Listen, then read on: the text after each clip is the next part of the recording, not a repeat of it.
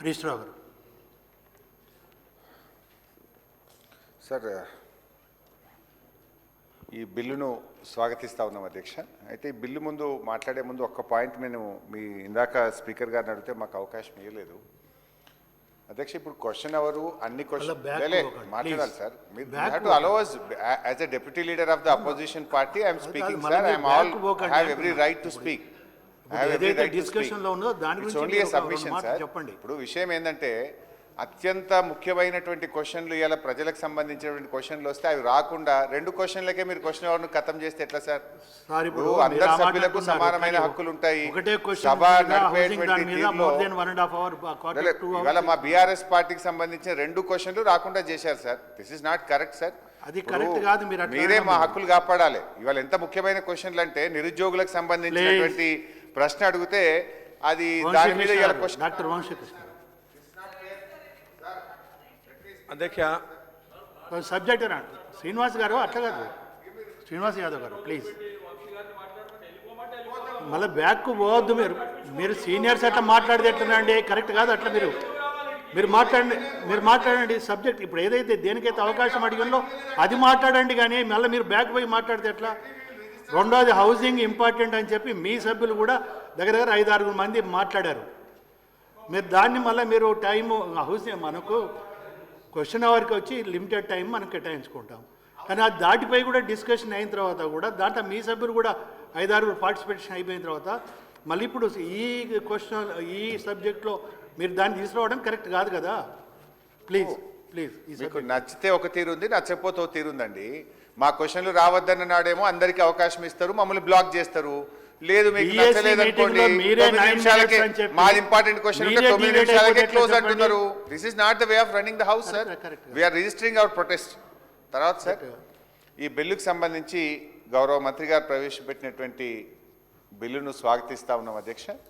దీనివల్ల మరింత మెరుగ్గా శాఖల మధ్య సమన్వయం సాధిస్తూ బెటర్ పర్ఫార్మెన్స్కు తప్పకుండా ఇది ఉపయోగపడుతుందని చెప్పి మేము ఆశిస్తూ ఉన్నాము.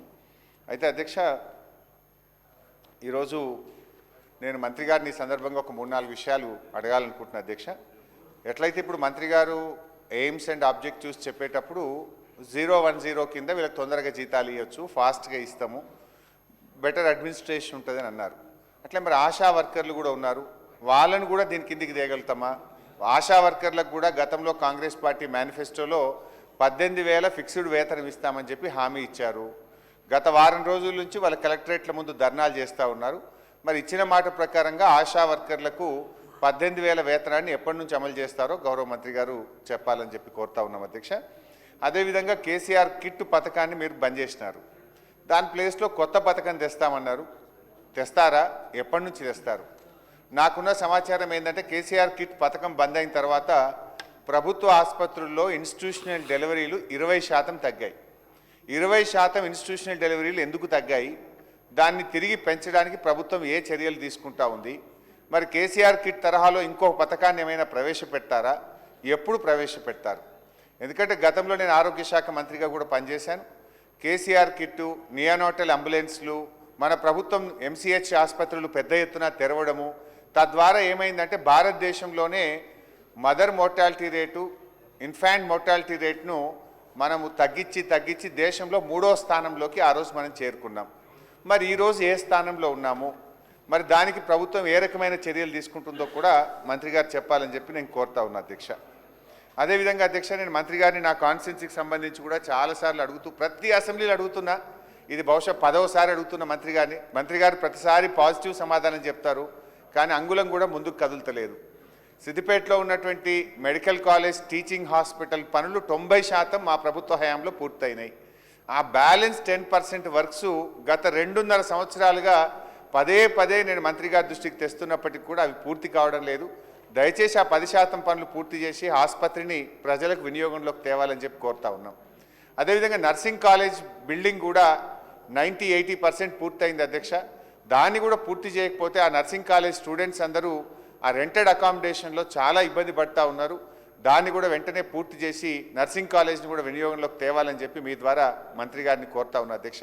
మంత్రి గారు కొంచెం ఖచ్చితంగా ఒక కట్ ఆఫ్ డేట్ చెప్పండి. 2.5 సంవత్సరాలుగా వాయిదా పడుతూ పోతా ఉంది. అదేవిధంగా రాష్ట్ర వ్యాప్తంగా ఇటు medical students, PG students, nursing college students stipends కూడా పెద్ద ఎత్తున పెండింగ్లో ఉన్నాయి. ఆ స్టైఫండ్స్ కూడా తొందరగా రిలీజ్ చేయాలని చెప్పి మీ ద్వారా మంత్రి గారిని కోరుతూ ఈ బిల్లును స్వాగతిస్తున్నాం.